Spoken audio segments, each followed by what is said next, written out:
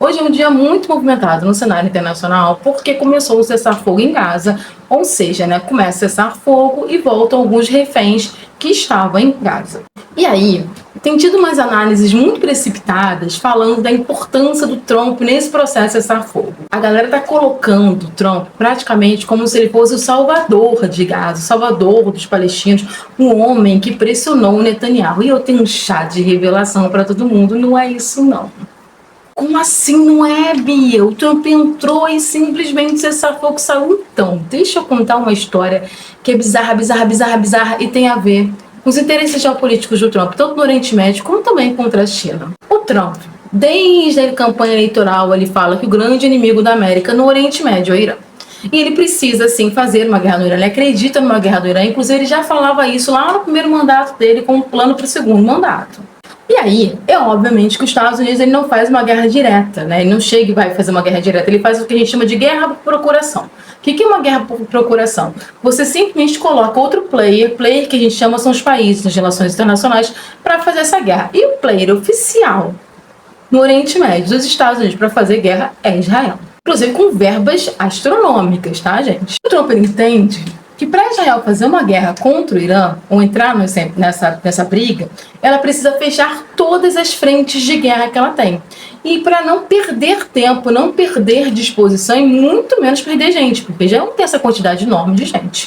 E aí, para fechar isso, foi necessário fazer o cessar-fogo em Gaza, do mesmo jeito que foi necessário fazer o cessar-fogo no Líbano, e também colocar uns paninhos quentes ali com a situação dos Houthis, lá no Iêmen. Então esse cessar-fogo que todo mundo está louvando o Trump por ter pressionado o Netanyahu não tem relação com uma busca de paz de região, mas sim com uma mudança de foco. A mudança de foco do Trump agora é o Irã. E o Trump diz que Israel não tem como ter várias frentes de guerra e brigar com o Irã, mas o Netanyahu acredita que ele consegue brigar com o Irã com outra frente de guerra, com a frente aberta em Gaza. Por isso que Netanyahu bateu para ficar com a guerra em Gaza. Até porque o Netanyahu ele precisa da guerra em Gaza para manter seu apoio político dentro de Israel. Ele precisa disso para se manter como primeiro-ministro. Mas a pressão do Trump foi muito forte. Mas não porque o Trump é a favor da paz mundial, como tem uma galera muito louca vendendo aí. É porque o Trump simplesmente ele quer o Irã. Mas ele não quer o Irã só porque ele odeia o Irã. Não. Ele quer o Irã porque o Irã tem uma posição estratégica no Oriente Médio. Primeiro que o Irã tem uma parceria com a Rússia.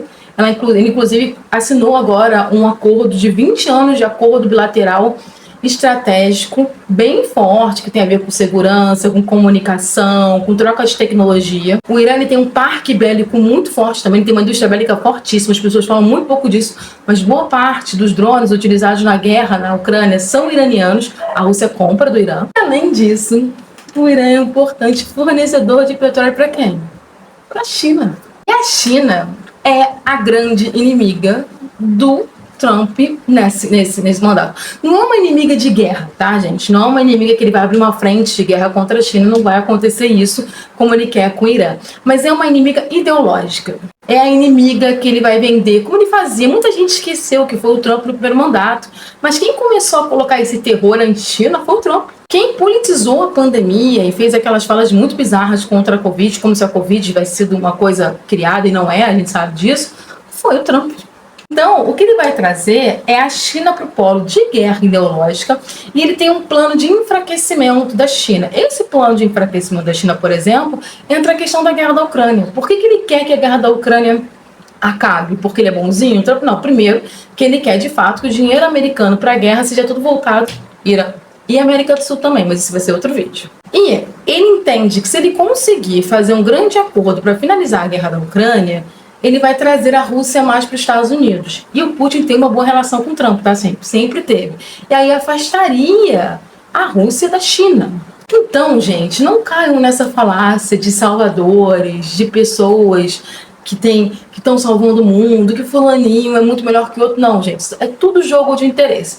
Nesse momento, o interesse do Trump é uma guerra com o Irã. Para isso, ele precisa que Israel feche as outras frentes de guerra para poder focar no Irã. O Netanyahu já não acredita muito nisso. Então, vamos ver nesse cabo de guerra quem vai vencer.